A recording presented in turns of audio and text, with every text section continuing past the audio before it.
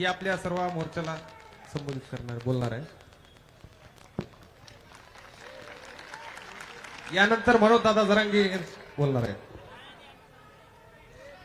माझ्या वडिलांची जी हत्या झाली ती आज मंचावरील सर्व लोकांनी सांगितली, ज्या प्रकारे त्यांची हत्या झाली आणि ती तुम्हा सर्वांनाच माहिती आहे। त्यांच्यावर जो अन्याय झालाय त्या अन्यायाविरुद्ध न्याय मागण्यासाठी आज तुम्ही सर्व इथे आलात।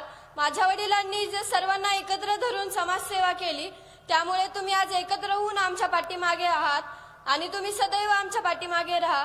माझ्या चाचाच्या पाठीवर सदैव माझ्या वडिलांचा हात होता, आज तो हात हिरावून घेतलाय, तर आज लाखो हात त्याच्या पाठीवर आहेत आणि माझ्यावर माझ्या भावावर जो त्यांचा संभाषकीचा हात होता तो आज नाहीये, पण तुमचे लाखो हात आमच्या पाठीवर आहेत, असे सदैव राहू द्या।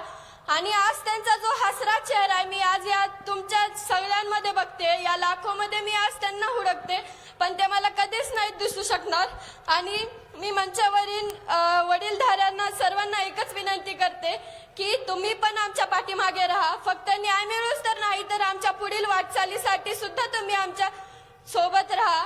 आणि तुम्ही इथे सर्वजण आलात, शब्दच नाहीयेत बोलायला, तुम्ही आज आमच्या पाठीमागे राहा एवढीच विनंती करते।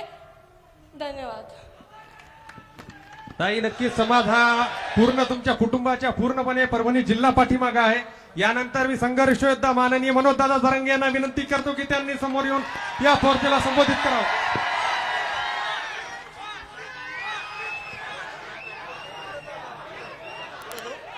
यानंतर श्रद्धांजलीचा कार्यक्रम होणार आहे आणि राष्ट्रगीतानं आपला कार्यक्रम संपणार आहे।